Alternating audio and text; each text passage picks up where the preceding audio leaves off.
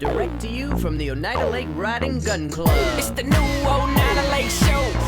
It's the new Oneida Lake Show.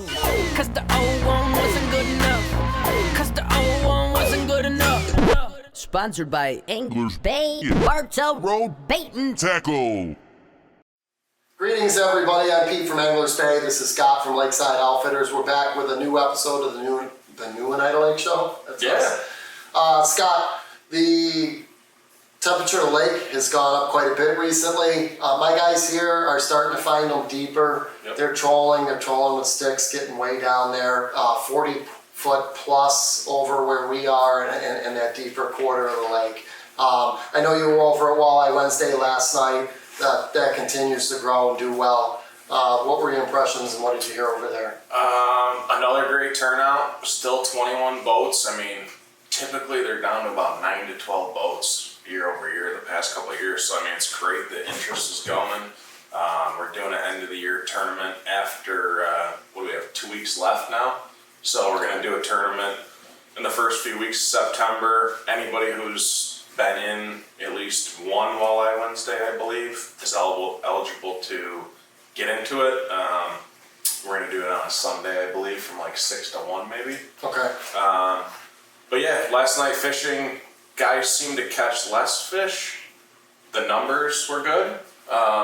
Weight-wise, I mean, you were still winning bag was almost 8 pounds. I mean, that's great for right now. Okay. Did see some good fish. There was definitely three or four fish that were over 2.5 pounds, which, I mean, for right now, that's pretty good out there with the way that the fish are moving around.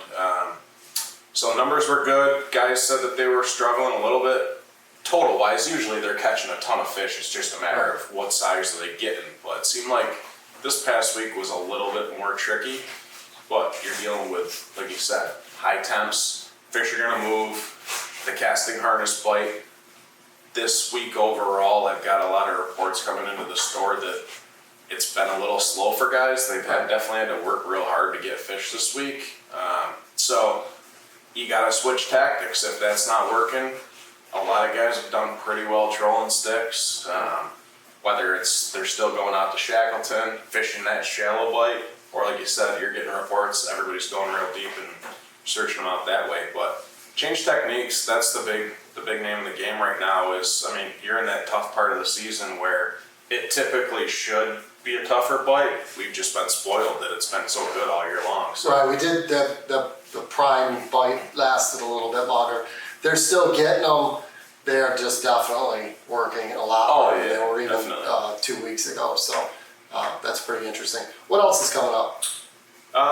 Well, we got the Tournament of Champions for Oneida Lake Walleye Trail. You have, that's, I think, the 8th or the 9th of September. That same weekend, you got the Elites coming here. So it's going to be a busy weekend on the lake. Yeah, we're already starting to see that activity. We've mentioned that a little bit too, so that's kind of interesting. You hearing anything? Smallmouth activity? I mean, we're getting nothing. I'm having a lot of questions and I don't really have any Everybody answers. is super tight-lipped about what's going on bass-wise, which you kind of expect. Right. They're out there fishing. You're just not hearing about it. I mean, you're getting your guys trolling for them.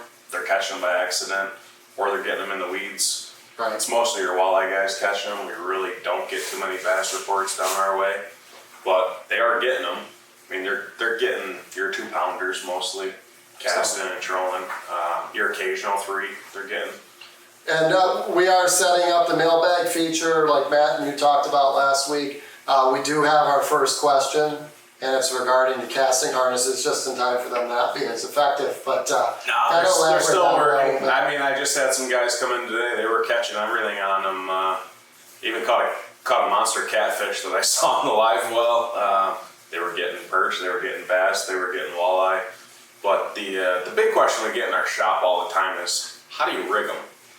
You know, most people, if they're new to it, they don't know the right weight, so you're using an inline weight, and you basically put your snap on one end, rig right to your barrel swivel on the harness, and literally you're just feeding your worm right up the hook, cutting it off, and you don't want a lot of dangle of the worm. You'll get too many weeds. But those inline weights are the whole key to the thing.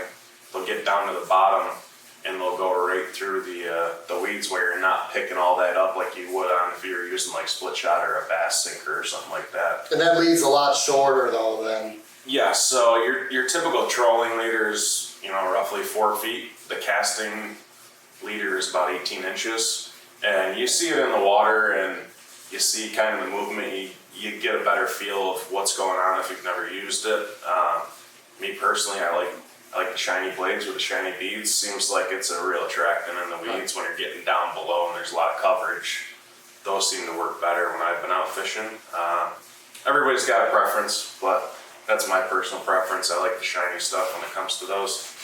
And we are going to get a video together that will go more in depth into that. We just got to get Jeff out here to show us how it's done. So thanks for checking in with us, everybody. We'll see you again soon.